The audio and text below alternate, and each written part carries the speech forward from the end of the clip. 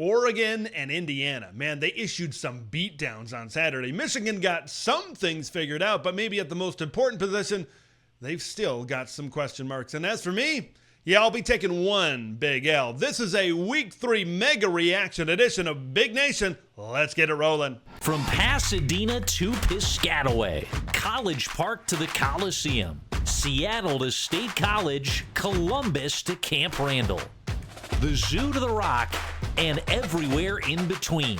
This is where Big Ten fans gather to talk America's premier national conference with your host, Big Ten Ted. All Big Ten, all year long.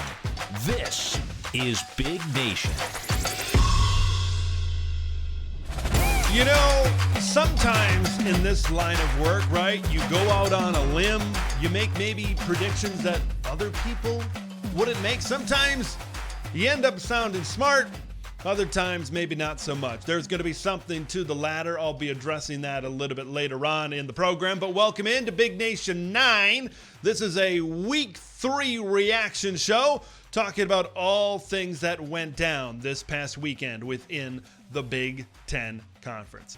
You can follow me on Twitter, X at Big Ten Ted over there. For you audio listeners, Spotify is the place to go. Search Big Ten Ted over there to hear all episodes of Big Nation and Saturday reactions in audio podcast form. And then the OG of BTT over on YouTube.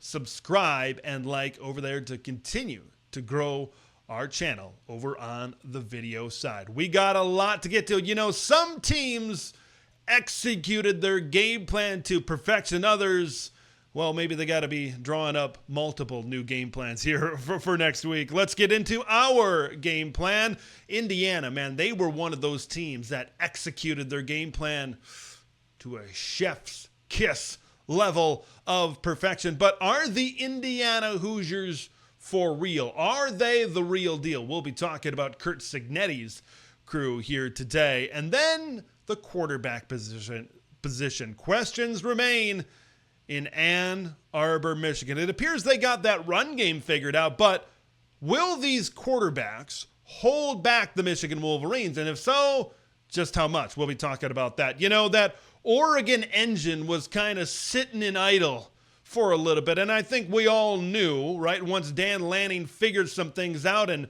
mashed his foot to the gas, we know that it was going to get humming, and it was going to look like that Oregon national championship type of contender, Big Ten championship type of contender that people like me thought they would be at the beginning of the season. They certainly did that over the weekend against their in-state rival in Oregon State. Going to talk about some takeaways, things that I saw in that game that they're going to be able to build upon as they get to Big Ten play here coming up. And then all things Week 3. A lot went down, certainly, in the Big Ten Conference here this last weekend. And there is no better time than the present to talk about it. Of course, we hand out our week-by-week Warrior Awards. We're going to be talking our Week 3 Warriors, some of the best performers in the Big Ten Conference this week, as well as some Saturday storylines. All right, folks, let's dive in and let's get started with some Week 3 Warriors. Let's start first with that drubbing of their in-state rival, Oregon State, over there at Reser Stadium in Corvallis. Let's start first with those Oregon Ducks, man. Now, I'm not going to talk a ton about Dillon Gabriel because I'm going to talk about him more a little bit later on in the program. But how about 20 of 24, 291 yards, 2 touchdowns through the air, and it took him a long time to throw an incomplete pass. 4 rushes, 64 yards, and he had a big-time touchdown run on a keep on a speed option play early in that game. His mobility is just another thing that Oregon has added on to this offense this year that makes them so explosive, right? This is the type of Dillon Gabriel that we expected at the beginning of the season, and when that offensive line combination is right, man, that Oregon offense is right, and Dillon Gabriel is that engineer. Let's talk about the defensive side of the football. You know, Jeffrey Boss has been on a little bit of a pitch count because of injury. You had Justin Jacobs that really hasn't been in there as much. It's mainly been Devin Jackson and Bryce Betcher at the linebacker position. And Bryce, man, he just looks like a Big Ten linebacker, right? He's got that neck roll. He's got that big face mask, right? That's kind of what we're used to here in Big Ten country. He's kind of cut out of that mold. Of course, everybody focuses on, his status as a signee and a draftee of the Major League Baseball's Houston Astros and the multi-sport athlete that he is. But, man, he can certainly play on the football field. How about 11 tackles and 2 passes defended? He was all over against the Oregon State Beavers. If a Beaver had the ball, he was finding it. He was very impressive. And now, when you take Bryce and he's able to play at this level and elevate his game, you got Devin Jackson in there as well. Oregon is all of a sudden padding out their linebacker room when they can get some of these guys really fully healthy and build up a 100% rotation. That linebacking core is really going to get a lot stronger, and thus this defense is going to continue to get a lot stronger. The secondary has been very good this season. Defensive line has been good as well. So if they can really round it out with a lot of depth at the linebacker position, you're going to see this Ducks defense continue to improve and improve and improve. From the defensive side to the offensive side of the football, let's talk Michigan run game. We talked about things that needed to be figured out. And the run game, you feel pretty good if you're a Michigan fan that at least you're feeling confident in a get-right type of game against the Red Wolves of Arkansas State. Coming into the season, everybody was talking about Donovan Edwards was going to be that 1,000-yard, double-digit touchdown type of guy in the Michigan backfield, right? He was on the cover of the CFB 25, one of the featured athletes in the CFB 25 video game. He'd had big performances against Ohio State, the national championship game against the University of Washington. Everything really seemed in line for him to really finally step up into that RB1 type of role in Ann Arbor, Michigan. And we knew with no J.J. McCarthy at quarterback that this was going to be an offense that was going to lean so much more into the run game. But then we hear out of fall camp that Kaleo Mullings is really starting to be a lot better, and he's improved a lot, and it's going to be more of a 1-2 or a 1A and 1B, instead of a 1 and a 2, a starter and a backup type of thing. The one thing that Donovan Edwards really did as the 2 to Blake Corum's 1 was generate explosive long runs. And so far this season, that hasn't been Donovan Edwards, but it's been Kaleo Mullings. How about 15 carries, 153 yards, 2 touchdowns, over 10 yards a pop? It seems different when Kaleo Mullings gets the football right now, as opposed to when Donovan Edwards gets the football. He's the one that is generating explosive plays, much needed explosive plays in the run game. Now, Donovan Edwards was good during this game against Arkansas State. He just hasn't really broken out so far this season, but we know the talent that 7 in maize and blue is. But now if you can have this 1A and 1B combination and you have Kaleo Mullings take that step up, I think it just makes this running game that much better at Michigan, and they're going to need it to be better. So Kaleo Mullings stepping up is certainly going to help this Michigan team, considering how they are currently formatted. We're going to be talking about the quarterback position for Michigan a little bit later on in this show. So for Mullings to step up, that is a big win so far for the Michigan Wolverines. Let's go from the run game to the receiving game, and let's talk about a guy that has had a really good start to the season. Everybody was talking about Zachary Franklin transferring into this program, right? Formerly of the UTSA Roadrunners, put up some big-time numbers in that program once upon a time. And rightfully so, right? He was kind of spotlighted as that guy, that explosive playmaker that Illinois really needed on the outside, replacing a guy like Isaiah Williams, Casey Washington, right? Some of these receivers that were no longer there in Champaign, Illinois. But Pat Bryant, who a lot of people, including myself, kind of put into that number 2 role, man, he has stepped up so far this season. Okay, he's been in this offense, getting a good amount of snaps and catches over the last few years, and he has improved since his younger days.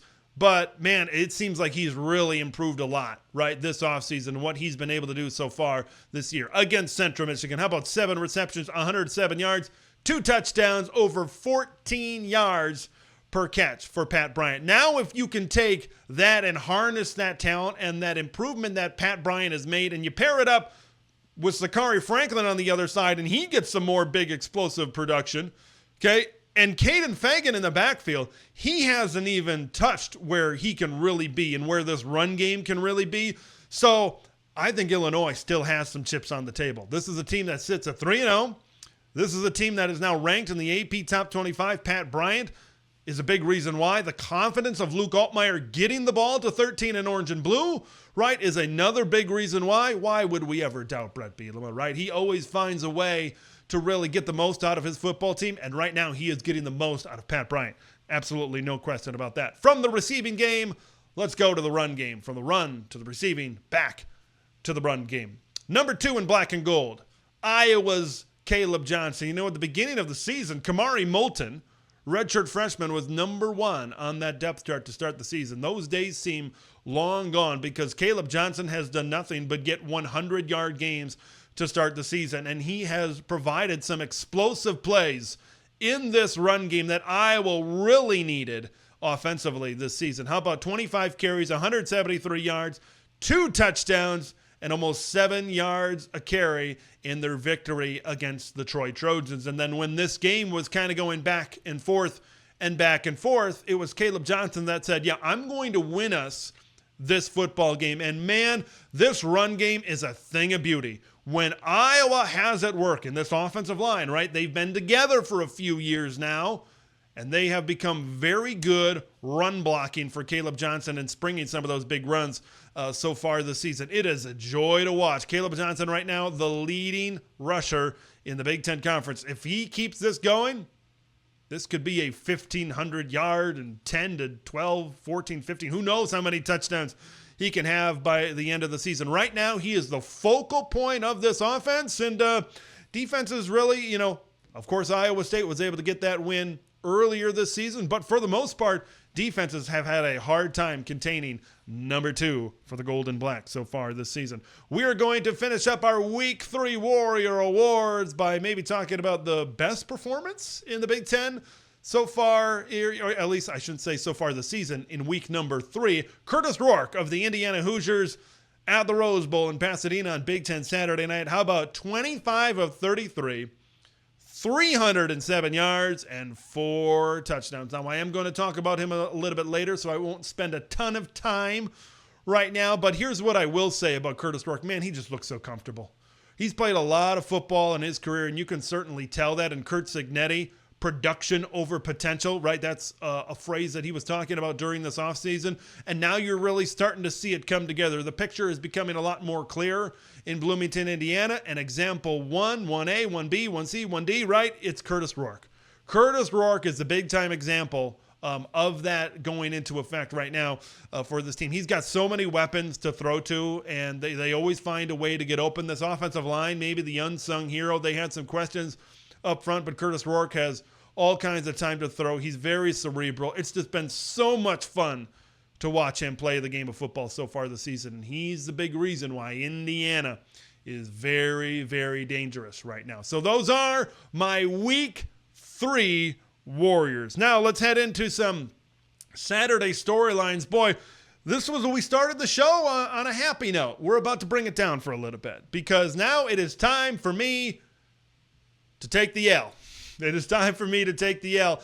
Man, I really thought Purdue could possibly do some things against Notre Dame. But, man, their offensive line and their defensive line, their trenches, they got embarrassed by Notre Dame. They got flat out embarrassed. Okay, that was the one thing I talked about in my preview when I was talking about Purdue and Notre Dame.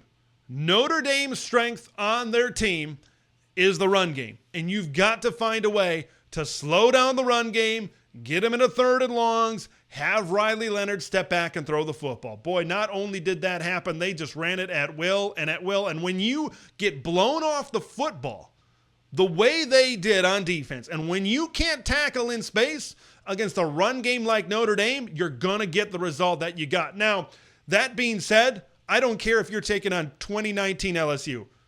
You should not be giving up 66 points if you are a Big Ten football team. There's multiple embarrassing parts of this, but that is an embarrassing part for Purdue. They've certainly got to look in the mirror.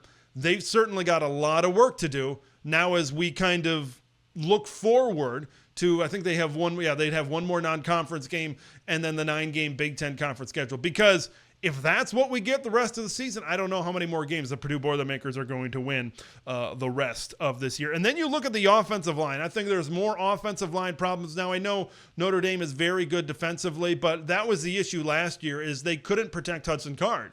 When Hudson Card is upright, he can spin it. He can get it to his guys in space. They can move the football.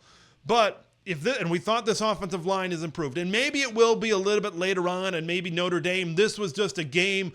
They were just pissed off after what happened last week against Northern Illinois, and they came out extremely motivated, and they wanted to come out and make a statement and say, yeah, our playoff hopes, they're not dashed. We're still a team that can contend for that postseason tournament. We're still a great football team, and Marcus Freeman had those guys dialed in, and they wanted to make a statement. And maybe Purdue was just that victim. Purdue was just on the wrong place in the schedule, possibly at that point in time. But whatever it is, or whatever the reason is, these trenches, offensive and defensive line, boy, they got to get a lot better. They got to get a lot better. Otherwise, this could end up being a long season for the Purdue Boilermakers. Let's talk about that noon game. Let's talk about the Wisconsin Badgers, 42-10. The Alabama Crimson Tide were able to take down Wisconsin. Look, when Tyler Van Dyke goes down that early in the game, you knew it was going to be a long day at that point in time. But what I want to point to is you're in the national spotlight. Okay, your program, Madison, Wisconsin, Camp Randall Stadium, right? This is your time to shine.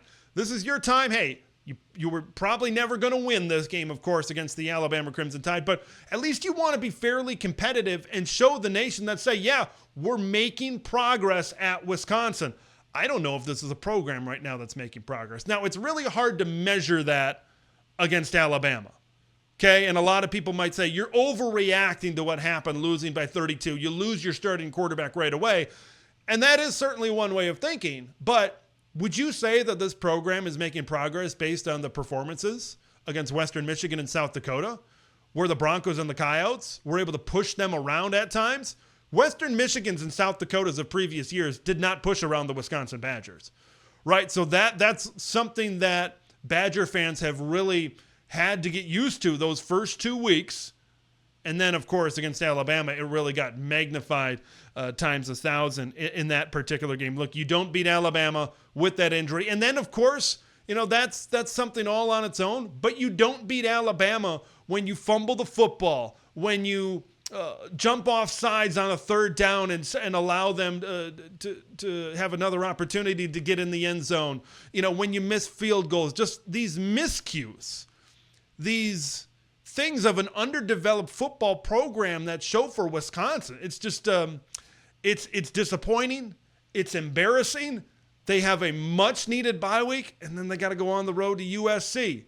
So we'll see what happens after that. But the Badgers, they got to get Braden Locke integrated in this game plan. I think there were times during this game where Phil Longo he almost threw his hands in the air. And one last thing I will say, as it pertains to this Wisconsin-Alabama matchup, the one touchdown drive that they have, I think Joel Klatt on the broadcast was saying, well, they established what could be some identity for Wisconsin. And you know what they did well on that drive? They ran the football. Oh, I don't know. Their identity for the last 25 to 30 years is what worked well in this game. Boy, what a concept. Wisconsin running the football and playing well up front as their identity. Gee, I've never seen that before. It's funny how these things come full circle. Let's head to the next Saturday storyline. Let's go out west, the Apple Cup. Of course, Washington falling 24-19 to the Washington State Cougars. Some sour apples, certainly, on the western side of the Evergreen State. Now, this is Washington State's first Apple Cup win since 2021. Washington has dominated this series, so this one hurts, I think, for Husky fans, and it hurts in multiple ways. And penalties, 16 penalties in this game. And when you see the score of 19, you look at Will Rogers. He's able to move the football over 300 yards passing, but they just weren't able to complete drives. They weren't able to finish drives as well. And I kind of want to finish off with that fourth down play call at the end of the game. I think it was at the 2-yard line, something like that. It was, deep inside the 5-yard line. And you got the ball at the short side hash and you're running speed option with Will Rogers, right? And the first thing I want to say about that fourth down play, man, did Washington State just blow the Huskies off the football, right? That's been the big question for Washington, is that how is their offensive line going to perform this season? When the game was on the line, they got blown off the football. They got pushed back. A new line of scrimmage was established, right, at the 3-yard line, really a yard back, certainly what happened. Now, if you put Damon Williams in that game and you have a little bit of speed, that makes sense. But you put the ball into the hands of Will Rogers. He was kind of throwing the football right down the field in that drive. Set up a short passing play, right? Maybe to the wide side of the field. Try to get, a favorable matchup with some of your speed. And, hey, a guy makes a man miss, you get into the end zone, right? Denzel Boston, you got Giles Jackson. You got some guys that can certainly do that. So that play call was very perplexing for me. Now, if you get it right, great. Jed Fish is a hero. We're going home a winner. We win, right? But now it's magnified times 1,000 when it doesn't work as well. So this is maybe a point in time where Washington certainly has some things to figure out defensively, right? John Mateer was able to do some things for the Cougars, so I think that they got to dial things up a little bit better defensively as well. So I think that things that they can take away from this are that, hey, now we know what we have to work on going forward if we want to continue to try to win some of these games throughout the Big Ten Conference as well. How about some defense? How about some Big Ten shutouts? Minnesota and Michigan State. Minnesota has outscored their last 2 opponents 75-0. Kerry Brown with 2 interceptions in this last game against Nevada. I think Minnesota's defense, right, has performed. There have been some highs, there's been some lows, certainly this season. But, I don't care who you're playing. You put up 2 goose eggs in a row, that's a thumbs up for me. I think you're certainly going in the right direction for Minnesota. Following that loss to North Carolina, there was a lot of droopy faces, right, in Minneapolis, and there was, a lot of kind of woe is me type of talk maybe within Golden Gopher land. But now all of a sudden you're gaining a little bit of confidence. Max Brosmer has looked pretty good these last few weeks, and now you got the Iowa Hawkeyes coming off a little bit of momentum. Maybe the narrative and the feelings have shifted a little bit for the maroon and gold right now. And then you look at Michigan State. Now, it's Prairie View A&M. All right, let's just get that out of the way early. But I think from what I've seen from Sparty is Joe Rossi has this defense playing hard, and Joe Rossi has this defense playing better. They got a big game coming up at Boston College. If they can find a way to upset what is a ranked Boston College team, all of a sudden, or they were last week, right? And last week they were a ranked, I'm not sure if they're ranked this week, but at one point they were a ranked Boston College team, a good Boston College team.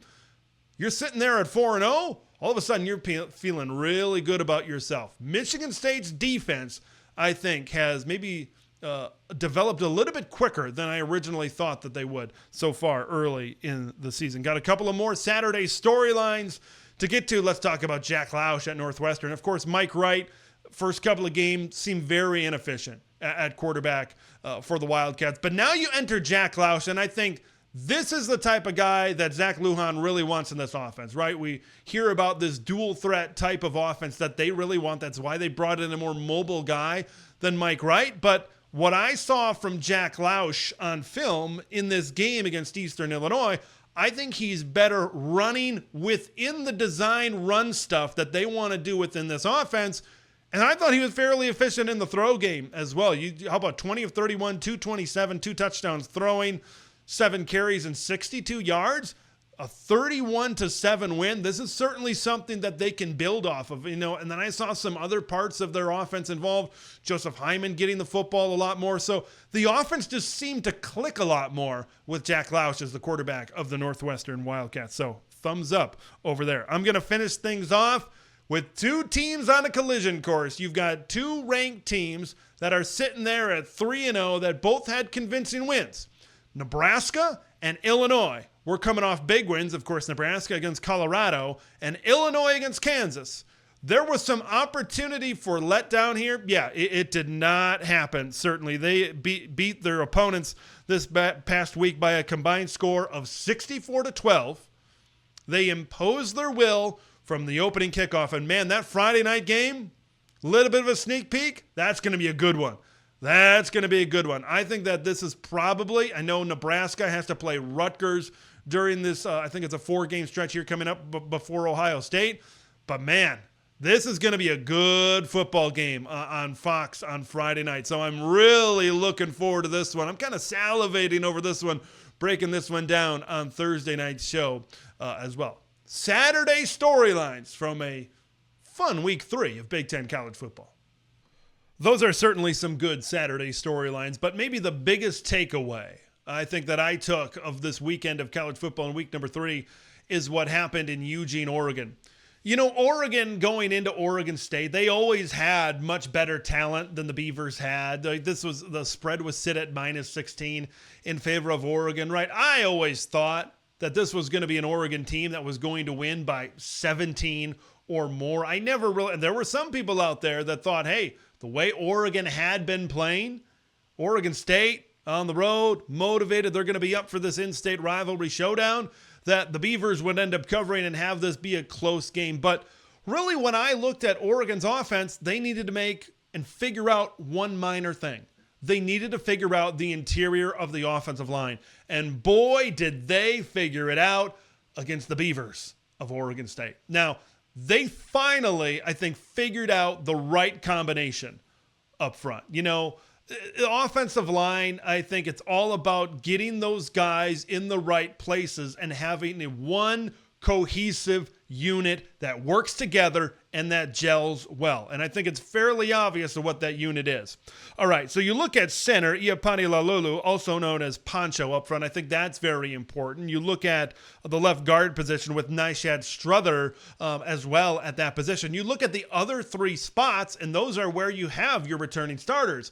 Marcus Harper, of course, at right guard, Ajani Cornelius and Josh Connerly, one of the best tackle combinations in all of college football on the outside. So figuring out that interior, and I'm going to come back to that interior offensive line here in just a minute and why that's so important about maybe one other part to this Oregon offense that certainly had a pretty good day against the Oregon State Beavers. But I think a very obvious part to the offensive line playing better is the number 0 or the letter O, depending on how you interpret it, right? No matter what it was, it relates to the Ducks and what they did on Saturday. 0, as in the amount of sacks. I think the reason why Bo Nix and this offense were so successful last year, everybody looks at the skill positions. It's the sexy, it's the flashy thing to look at. But, when the offensive line played as good as they did last season, of course, led by Jackson Powers Johnson, this was one of the best offensive lines in college football. Bo Nix had all kinds of time to do everything, and you saw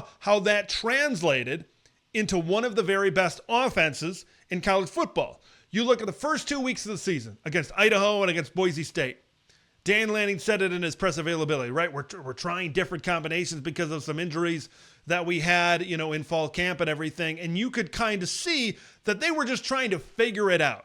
And Dylan Gabriel was still trying to figure it out. And he was on the move a lot. We'll talk about his mobility here in just a minute. But once they figured things out on the offensive line, it's very obvious that this was never going to be an Oregon program where this was going to happen for 12 games.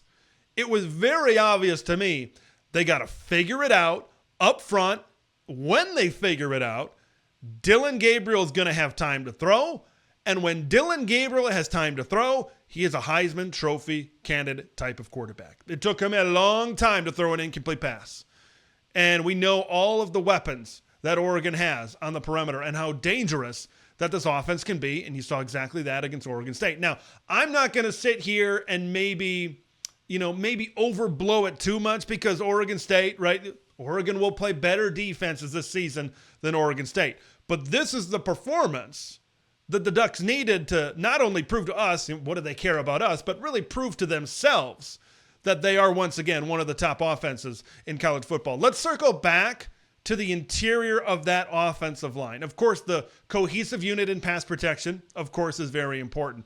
But I want to talk about the run game. I think the mobility of Dillon Gabriel is such a unique part. And I'm not certainly saying Bo Nix was a statue back there, because he certainly wasn't, right? He could move around, but you look at that speed option keep for a touchdown that Dillon Gabriel had. I think some of this design run stuff is another wrinkle that you can add on top of this already explosive passing game, already on top of this more traditional run game, right? That you're able to see within this offense as well. Like, that's one thing that I really love. His scrambling ability and just his ability to scoot, his ability to move is one thing that really plays into all of this that I really love. And I really love the way Will Stein called it in this game against Oregon State, really breaking out some of those plays as well. That quarterback mobility, you look at later on during the season when they play better defenses like Ohio State and Michigan, that is going to be something that might keep some of those defenses off balance, especially if it's called at the right time.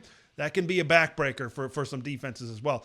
Jordan James and this run game, and you really saw the interior of this offensive line and how the entire offensive line was gelling together and how they were able to really form a lot of run lanes, for Jordan James. We saw some stuff from Noah Whittington in this game as well. But now if this Oregon run game is working and they can get chunk runs up the field with Jordan James as well, they get that going. And that's why this interior offensive line and finding this combination was so important. You get that run game going and you get that run game going and you get that run game going, and that's really good. And you get chunk plays, and then that just opens up some passing stuff down the field. And then at that time, okay, and you saw it last year when Bucky Irving really got it going as well. Like, that's when Oregon's offense, I think, is the most dangerous.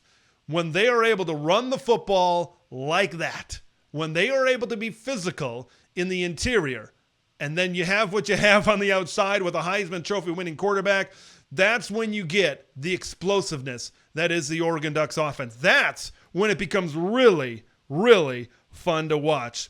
From one absolutely dominant performance to another, man, how about the Indiana Hoosiers going into the Rose Bowl and absolutely smacking around the UCLA Bruins? This performance in Pasadena by Indiana really shouldn't be surprising to a lot of people, considering what we've seen on tape from both of these teams so far. Like, for Indiana, they have been explosive, they have been highly efficient, and their defense, of course, has been very good as well. It's been a very balanced football team. Now, a lot of people have said, hey, look at who they've played. They played FIU, and they've played one of the worst FCS teams out there in the Leathernecks of Western Illinois. Okay? I get that. I understand that. And then you look at now this UCLA team and what they were able to do early in the season. Now, they only had one game because they had a bye week after week one, but they went out onto the islands in Hawaii, and their offensive line got pushed around by the Rainbow Warriors. Up front, Ethan Garbers turned the football over and was inefficient. Okay, so you take those two data points and you mix them together, and I think it's more of the same really for both teams. But we're certainly focused on the Indiana Hoosiers in this particular commentary. I think what most impresses me the most about Indiana football is just the mindset that Curt Cignetti has brought with him. And he's had this mindset at all of the places that he has been to throughout his coaching career. You know, the thing, it's, you look at him on the sidelines, right?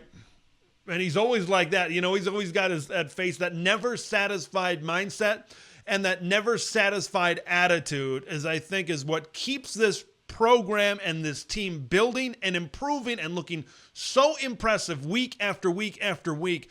It's almost that Nick Saban mindset. Of course, he was the recruiting coordinator under Nick Saban for a little bit, right? That rat poison type of mindset where he's going to use anything to be able to keep this team motivated. You look at his halftime interviews with some of these reporters, and he's always finding something for this Indiana football team, regardless of how good they've looked.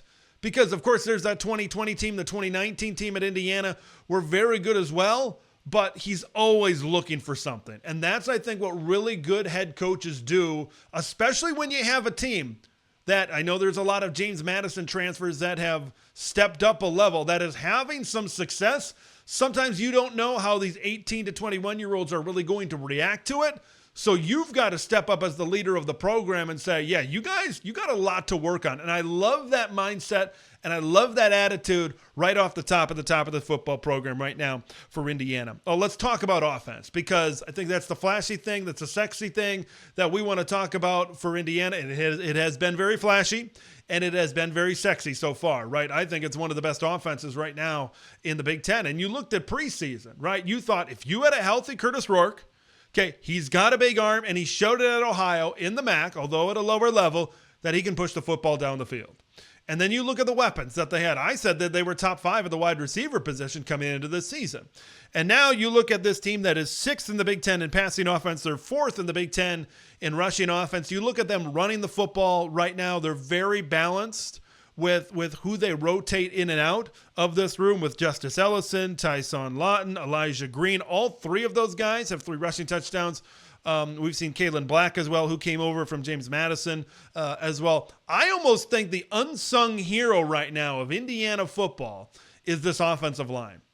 Okay, and once again, this really shouldn't be very surprising to a lot of people that Indiana is having the success that they are up front. This is an offensive line that suffered a season-ending injury on the O-line, and that was a concern. But this line is coached, I think, by one of the best Big Ten offensive line coaches that we've had here in the past handful of years, decades or whatever, Bob Bostad, the former offensive line coach for the Wisconsin Badgers, where he was able to pump out and develop NFL offensive lineman after NFL offensive lineman. He was a holdover from Tom Allen's coaching staff. And Curtis Rourke, clean, very white jersey at the end of the day, right, against the UCLA Bruins. He's been very clean so far. They've been able to establish a push in the run game, okay, and that was maybe a little bit of a question mark coming into this season for the Indiana Hoosiers. Okay, could this offensive line to perform? We know all about the skill positions. Could this offensive line hold up their end of the bargain? They wore down UCLA. They punched the Bruins in the mouth, and it was a lot of hands on hips, certainly towards the end of that game for the UCLA Bruins. I think the thing that impresses me the most about Curtis Rourke is how smart he is, and about how cerebral he is, and about how comfortable he is in this offense. And I think a lot of it has to do with what I just said up front of the offensive line. Certainly give him time to go through all of his progressions, and he knows every situation at hand, right? He sees an edge rusher kind of climbing up, an extra guy. He knows he's got to get rid of the football quickly, right? He knows in every situation where he has to go with the football. That's the vibe I got from Curtis Rourke so far. And he's got confidence in his weapons, and he's got confidence in his ability. He has a very strong arm, right? He can push the ball down the field in the short, the medium, and the deep passing concepts. And he has weapons that can be successful in the short, the medium, and the deep passing concepts. They can hit every level of the route tree. They can dominate every level of the route tree. And when this offense gets efficient and they build confidence early, like I think that's another thing. When I looked at this game against UCLA, they took the ball right away and they got into a rhythm very early in this game, and they were able to establish that confidence, and it was almost game over when they went up 14-0 here against the UCLA Bruins. So Curtis Rourke's confidence and comfort in this offense is one thing that really stands out to me so far through 3 games for the Indiana Hoosiers. And then these weapons: Elijah Surratt, Miles Cross, Omar Cooper, Zach Horton, Keyshawn Williams had a couple of touchdown catches, and Donovan McCulley was back in this game, but he didn't really get involved a lot. Donovan McCulley, the leading receiver from last year's team. Now you get him involved, and then that's just another weapon that you can add on here for the Indiana Hoosiers as well. So you take down all of that, you break down all of it, right? And you take all of these data points and what they've been able to do. Of course, this is an extremely impressive win at UCLA, the way they manhandled the Bruins. But I think the question that everybody wants to know: is this Indiana team the real deal? In order to answer that, I want to pull up Indiana's schedule for the remainder of this season, right? They've gotten off to a 3-0 start. Now let's kind of shrink this schedule in those first 3 games on this remaining schedule, the remaining games here on this slate for the Indiana Hoosiers. All right, the remaining 9 games, 8 of them conference games. Charlotte, you feel very comfortable about that. Now, here's the thing about Charlotte and why this is kind of a good draw for Indiana right now to not have a Big Ten conference game. D'Angelo Pons, right, their top defensive back, and a great defensive lineman in CJ West, both got ejected with targeting penalties, so they're going to miss the first half of this game against the 49ers. So it's good to maybe have a lesser opponent and maybe not a Big Ten opponent in that game, so you don't feel the losses of those guys. But you get Maryland at home, okay, and that's, I think, the game out of those next 3 games where if they're going to go 5-1, if there's going to be a loss in there, it's probably going to be against Maryland. Boy, that game could go up and down and up and down and up and down the field. That one could be very, very entertaining as well. But look at those next 3 games. Charlotte, Maryland at home, and at Northwestern. Considering the way that Indiana has played so far, I think right now, I think they're the Vegas favorite in all 3 of those games, which tells you what? That they are the Vegas favorite, so to speak, to be 6-0 when they when they host the Nebraska Cornhuskers, I should say. This is an upset I had at the beginning of the season. I had, I think, Indiana. I think I had them 4-2, if I remember correctly. But at 6-0, Nebraska at home. The week after this, Nebraska goes to Ohio State, so they could be looking ahead in Bloomington. That place, the Rock. Yeah, the Rock could be rocking for that specific matchup. But you look at some of these matchups down the schedule: Maryland, Nebraska, Washington, Michigan. So Michigan on November 9th. If Michigan continues to have some of these issues and Indiana continues to build some confidence here down the stretch, I've seen stranger things happen. That's all I'm going to say. All of a sudden, that's a pretty darn competitive matchup if things maybe continue at their trajectory and the trend that they are currently going right now. I think that's a winnable game. I think it can be a winnable game for the Indiana Hoosiers. Ohio State, to me, when I look at this schedule up and down, I think Ohio State is the only game where I'm like, yep, that's a guaranteed L. There are paths to victory against Michigan. There is a path to victory against Nebraska. Both of those games are in Bloomington, Indiana. Michigan State on the road, that's a rivalry game, right? We'll see where Michigan State is at that point in time, but you look up and down the schedule, and we said at the beginning of the season, this was a very favorable schedule for the Indiana Hoosiers. 8-4, 9-3, certainly not off the table for Indiana.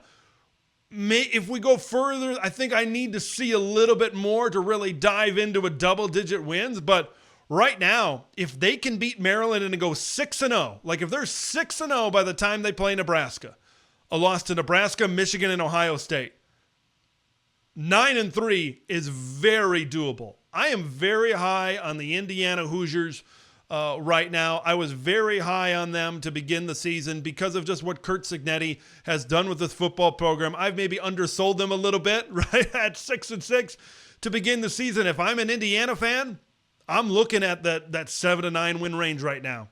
I really am. I think I'm that confident in this team, and it's early, and I think they're going to be able to improve as this season really progresses as well. If you're a Hoosier fan, you should be very excited about what's to come for the remainder of this season. Well, let's go from one team that has their quarterback situation out to another team that, well, they still got some question marks at the most important position on the football field. When I start to break down exactly what happened in this get-right game against Arkansas State for Michigan, I want to first focus on the positives, and that is the run game getting going in a positive direction. Okay, I said it last week on this very program. Okay, between Texas and USC, you have a Sun Belt program. You have the Arkansas State Red Wolves. It's a get-right game, and you need to get your identity right. And the identity of Michigan football is smash. It's running the football.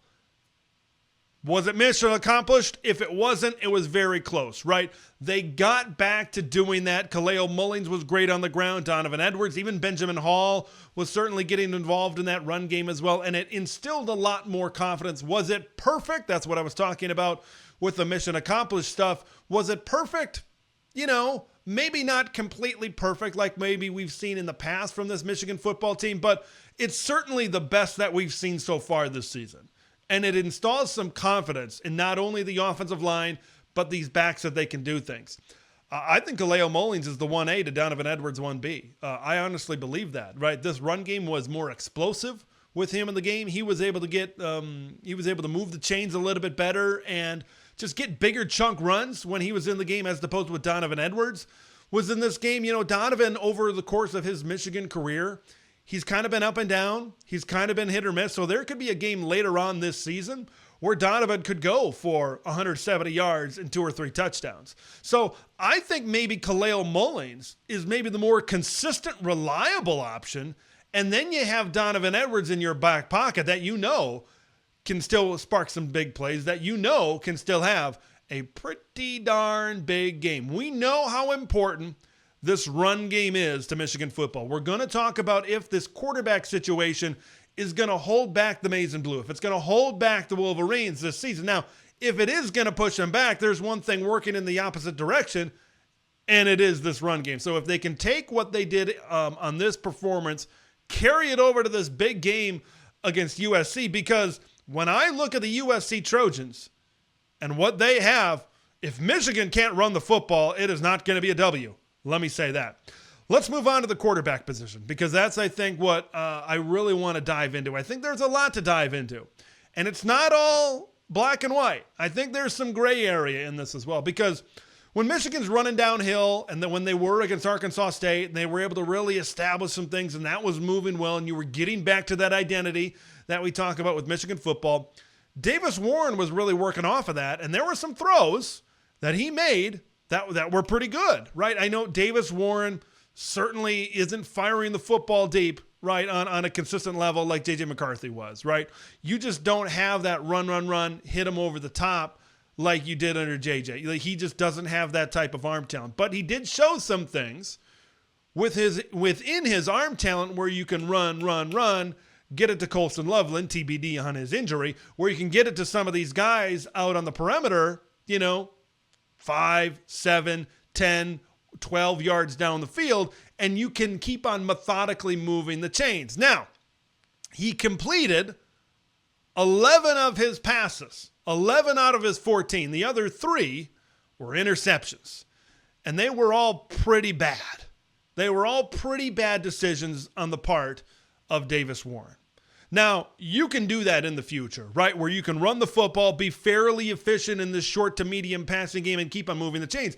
And I think that can be a path. And I think that can be a scheme and a fit. And that's what Michigan football can do this season and have a fair amount of success. They've done it in the past, right? We always reference that 2021 season where Cade McNamara was managing the game.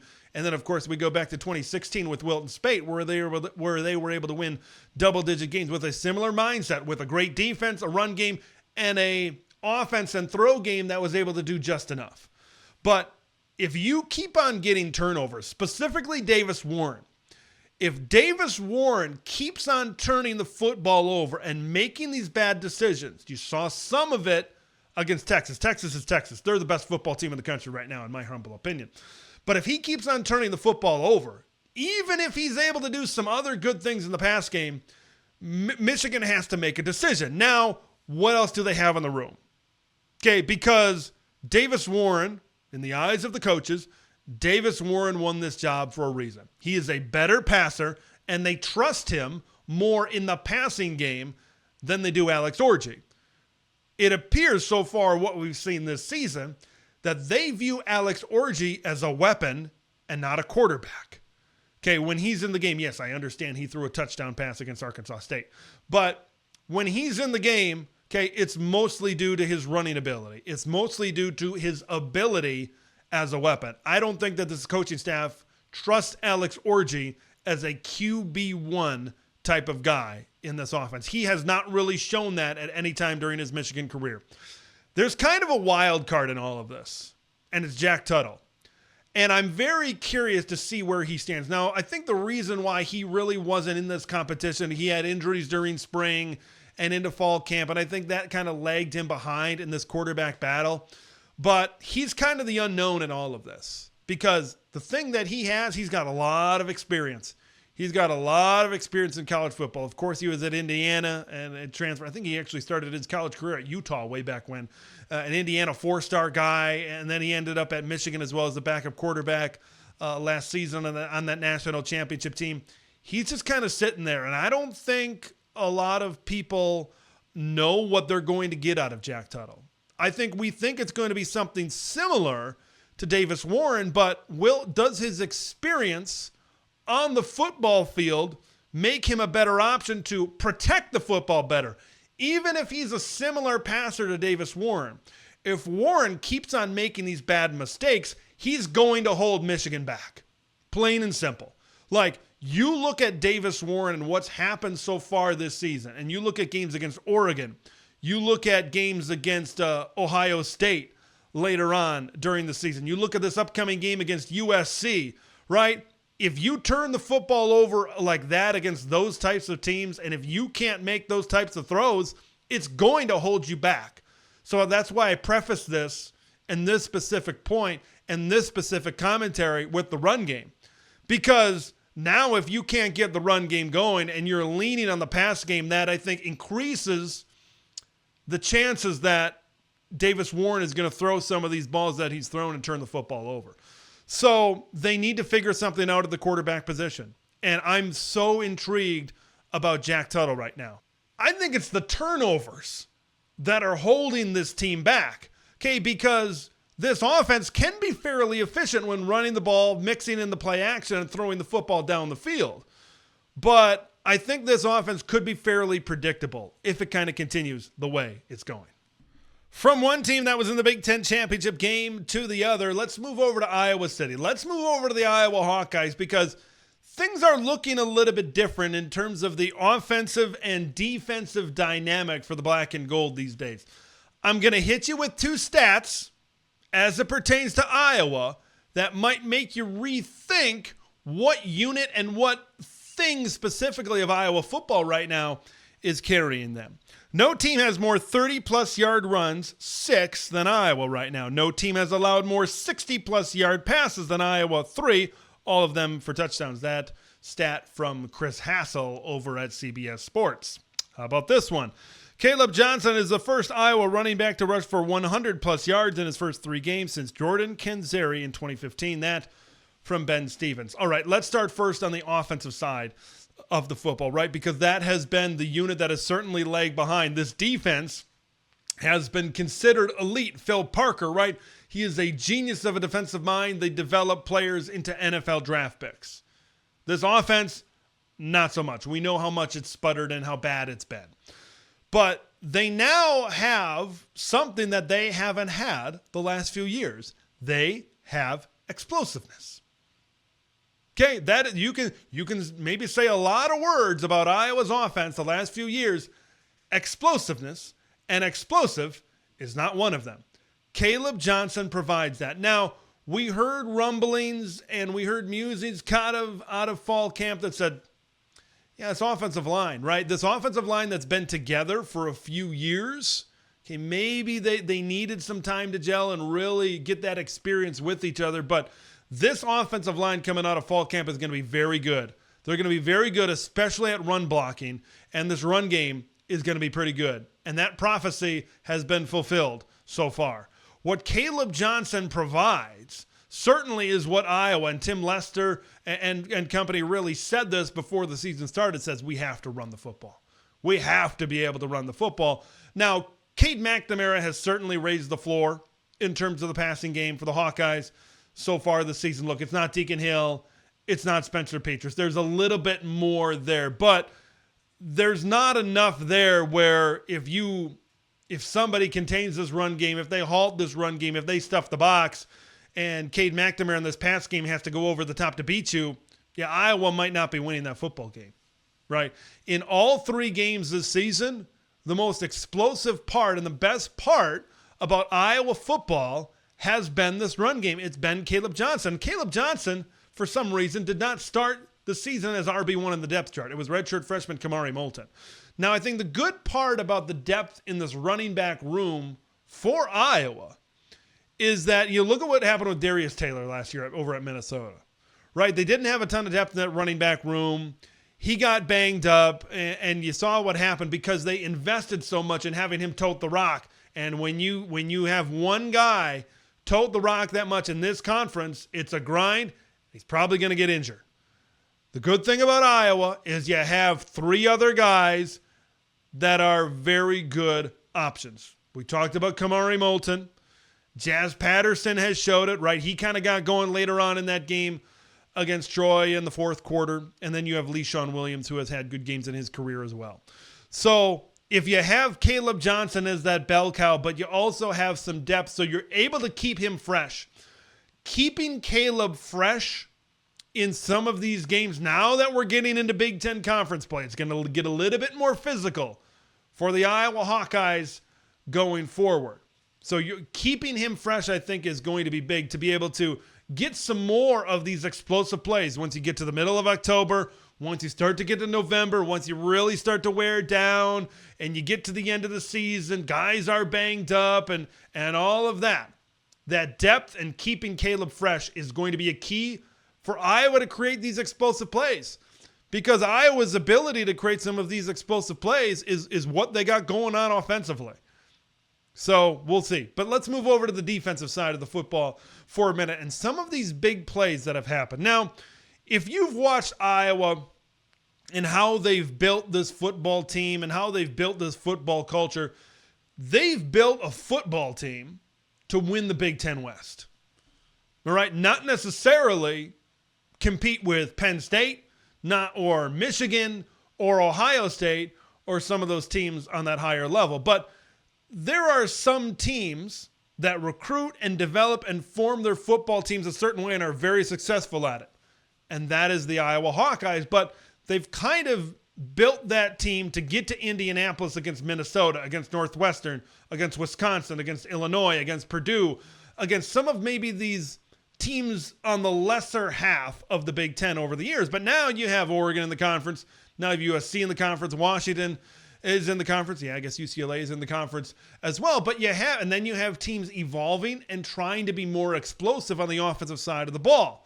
If you've seen Iowa over time, when they've gotten out of the Big Ten West, how have they fared? You look at Tennessee in the bowl game where they were able to get plays with Nico Imaliava hitting down the field, right?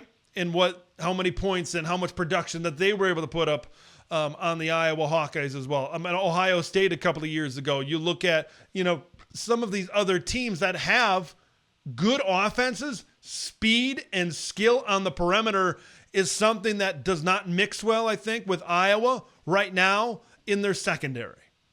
Okay, that's personally how I feel about this specific situation. Do they have a Riley Moss? Do they have a Cooper DeJean? Right now, I'm not so sure. They got 2 great safeties, and they've got that great Cash and Sebastian Castro. But right now, if you have a good receiver like a Jalen Knoll of Iowa State that can get over the top against a corner, that's maybe a place where Iowa can be susceptible, because it looks that way on the roster this year. And then you've seen it over the years as well. Like, you even look back, 2 years ago when they lost to Nebraska, and Nebraska hit some pretty big plays passing the ball over the top.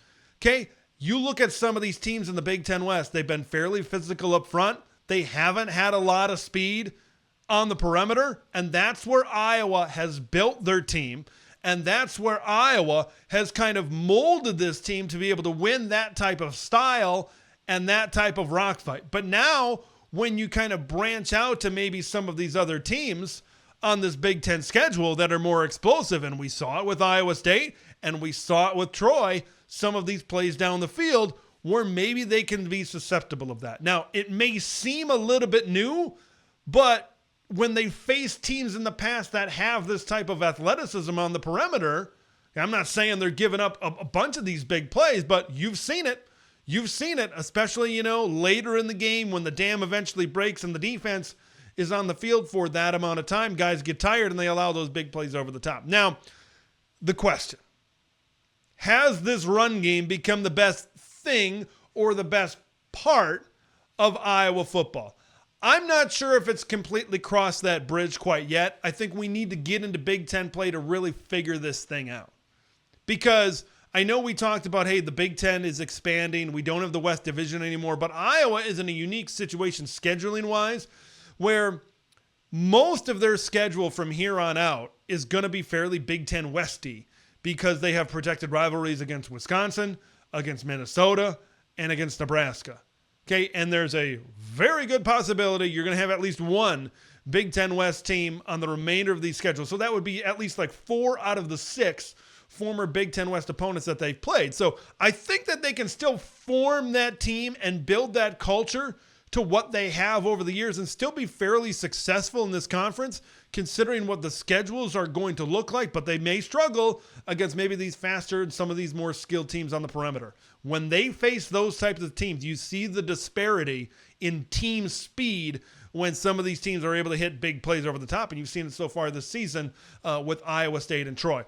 But I think we need to see it into Big Ten play, okay, if this run game can continue and if this offensive line can continue to pave the way against some of these Big Ten defenses. Although there have been some big plays over the top, and one of those games, the Iowa State game, big plays over the top is maybe what cost them that football game. This is an Iowa defense that is still a very good Iowa defense. Is it an elite Iowa defense? I think that's where maybe I start to bend a little bit. Because I really like the linebackers in the middle, of course, with Jay Higgins and Nick Jackson. It might be the best combination in the entire country. The defensive line is good. The secondary, right, that's what we're talking about in terms of giving up these big plays. I think the secondary still has some questions to answer. And I think the run game still has some things to prove. I want to see a little bit more out of the run game before they pass up this defense, which has been the building block of Iowa football over the past few years. So I think both units still have some proving to do, certainly, as time goes by. All right, folks, week 3 officially in the books in the Big Ten Conference. Coming up on Thursday's edition of Big Nation. Going to be previewing some games. How about USC Michigan? Friday night action. Nebraska and Illinois. Iowa and Minnesota for the Floyd of Rosedale. We'll be previewing that game as well. It's going to be a fun show on Thursday. I'm really looking forward to this week of Big Ten football. So until then, I am Big Ten Ted. We will see you in the next edition of Big Nation. Thank you for watching and listening to Big Nation. Make sure to subscribe and follow Big Ten Ted on X, YouTube, and podcast platforms to stay in the know on all things Big Ten football.